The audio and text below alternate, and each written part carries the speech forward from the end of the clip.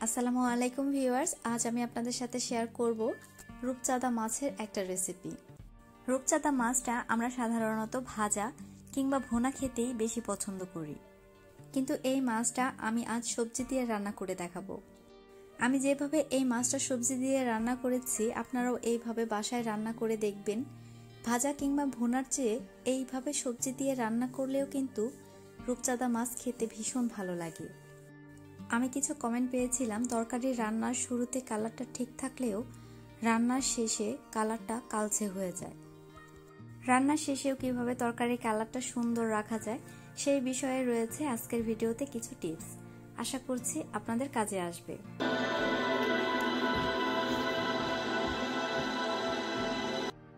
আমি যেহেতু সবজি দিয়ে রান্না করব তার জন্য রূপচাঁদা মাছটা আমি একটু ছোট করেই কেটে নিয়েছি।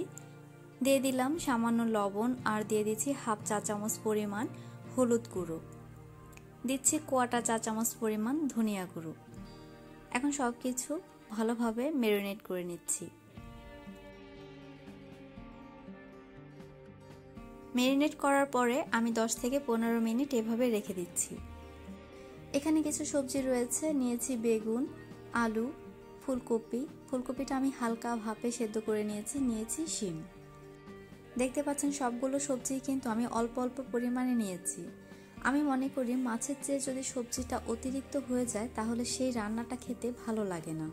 সবার আলাদা আলাদা পছন্দ থাকে, তারপরেও বলবো এই মাছটা রান্না করার সময় এই সবজিগুলোই দিবেন। নিয়েছি হাফ কাপ পরিমাণ পেঁয়াজ কুচি আর নিয়েছি 2টো কাঁচামরিচ, ঝালটা অবশ্যই পছন্দ অনুযায়ী হবে। এই রান্নার গুরুত্বপূর্ণ একটা ইনগ্রেডিয়েন্টস হচ্ছে টালা জিরে গুঁড়ো, এটা অবশ্যই লাগবে। মাছগুলো ভাজার জন্য একটা প্যান চুলায় বসিয়ে দিয়েছি। প্যানটা গরম হয়ে গেলে দিয়ে দিলাম 3 টেবিল চামচ পরিমাণ সয়াবিন তেল। আমি অতিরিক্ত তেল দিচ্ছি না, কারণ রূপচাঁদা মাছে এমনিতেই তেল থাকে, মাছ ভাজার জন্য অতিরিক্ত তেলের প্রয়োজন হয় না। একে একে মাছগুলো দিয়ে দিচ্ছি। মিডিয়াম হাই হিটে রেখে আমি মাছগুলো অল্প পরিমাণে ভেজে নিচ্ছি। একটা পাশ হয়ে গেছে, এখন উল্টে দিচ্ছি। দেখতে পাচ্ছেন এই পাশটা যেরকম ভাজা হয়েছে ওই পাশটা যখন একই রকম ভাজা হয়ে যাবে মাছগুলো তুলে নিচ্ছি।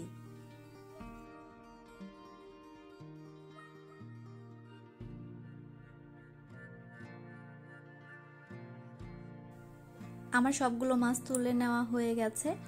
এখন যে তেলে আমি মাছটা ভেজেছি সেই তেলে সামান্য তেল অ্যাড করে নিচ্ছি। আর সবজির তরকারিতে আমি অনেক বেশি তেল দিচ্ছি না।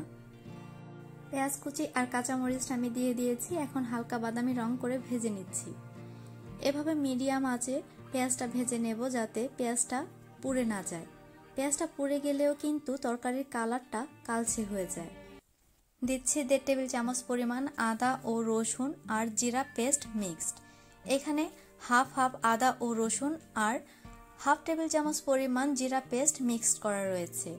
আমি যেহেতু রেগুলার রান্না করি তাই সবগুলো মশলা আমি একসাথে মিক্সড করে রেখেছিলাম, আলাদা করে আজ আর দেইনি, কিন্তু আমার ডেসক্রিপশন বক্সে পরিমাণটা লেখা থাকবে। স্বাদমতো লবণ দিয়ে দিয়েছি 1 চা চামচ পরিমাণ হলুদ গুঁড়ো আর দিয়েছি কোয়াটা চা চামচ পরিমাণ ধনিয়া। আপনারা সব সময় দেখতে পাবেন আমি 1 চা চামচ পরিমাণ হলুদ গুঁড়োর সাথে কোয়াটা চা চামচ পরিমাণ ধনিয়া গুঁড়ো দিয়ে থাকি।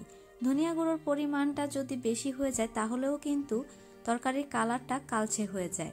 আর অতিরিক্ত মাত্রায় সবকিছু দিলে যে খাবার মজা হবে সেটাও কিন্তু না। মশলাটা হালকা ভেজে নিয়ে সামান্য পানি দিয়ে দিয়েছি। অনেকে মশলার সাথে সাথেই পানিটা দিয়ে দেয়, কিন্তু একটু ভেজে নিয়ে তারপরে পানিটা দিলে কিন্তু রান্নাটা বেশি ভালো হয়।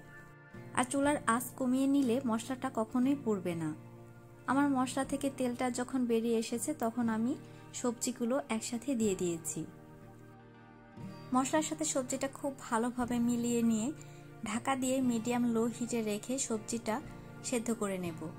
এই সময় আমি কোনো পানি ব্যবহার করব না। সবজি থেকে যে পানিটা বেরিয়ে আসবে এই পানিতে যতটা সেদ্ধ হয় ঠিক ততটাই আমি সেদ্ধ করব। 5 থেকে 6 মিনিট পরে আমি ঢাকাটা তুলে নিচ্ছি। চুলার আঁচের পার্থক্যের কারণে সময়টা একটু তারতম্য হতে পারে, এটা নিজেরই খেয়াল রাখতে হবে যাতে সবজিটা পুড়ে না যায়। যতক্ষণ পর্যন্ত পানিটা একদম শুকিয়ে না যাবে এরকম নাড়াচাড়া করে যখন তেলটা বেরিয়ে আসবে তখন আমি পানিটা দিয়ে দিয়েছি। যেহেতু সবজিটা আগেই কিছুটা সিদ্ধ ছিল তার জন্য আমি 250 ml পরিমাণ পানি দিয়েছি। 10 মিনিট হাই হিটে আমি রান্না করেছি। যখন বলকটা উঠে এসেছে তখন ঢাকা খুলে আমি ভাজা মাছটা দিয়ে দিচ্ছি। আমি এখন ঢাকা দিয়ে মিডিয়াম লো হিটে রেখে সবজিটা রান্না করব যতক্ষণ না পর্যন্ত সবজিটা সেদ্ধ না হয়ে যায়। আপনারা সব সময় সব খাবার ঢাকা দিয়ে রান্না করার চেষ্টা করবেন, কারণ ঢাকা দিয়ে রান্না করলে রান্নার পরিপূর্ণ পুষ্টি পাওয়া যায়। আমি 15 থেকে 20 মিনিট রান্না করেছি। দেখতে পাচ্ছেন সবজিটা কিন্তু একদম সফট হয়ে গেছে আর ঝোলটাও গাঢ় হয়ে গেছে। এখন আমি এর উপরে দিয়ে দিলাম 1 চা চামচ পরিমাণ টালা জিরে গুঁড়ো, আর এই সময় লবণটাও একটু চেক করে নিয়েছি। দেখতে পাচ্ছেন ঝোলটা একদম পাতলাও হয়নি আর শুকিয়েও যায়নি। চুলাটা অফ করে নামিয়ে নিচ্ছি। এভাবে শুধু রূপচাঁদা মাছ না, অন্য মাছও রান্না করলে ভীষণ ভালো লাগে। রেসিপিটা আশা করছি আপনাদের ভালো লেগেছে। যদি ভালো লাগে ভিডিওটাতে লাইক দিবেন, শেয়ার করবেন, আর আমার নতুন নতুন সব রেসিপিগুলোর জন্য চ্যানেলটাকে প্লিজ সাবস্ক্রাইব করে রাখবেন আর পাশে থাকা বেল আইকন প্রেস করে দেবেন, তাহলে সবার আগে পৌঁছে যাবে ভিডিওগুলো আপনার কাছে। সবাই ভালো থাকবেন। আল্লাহ হাফেজ।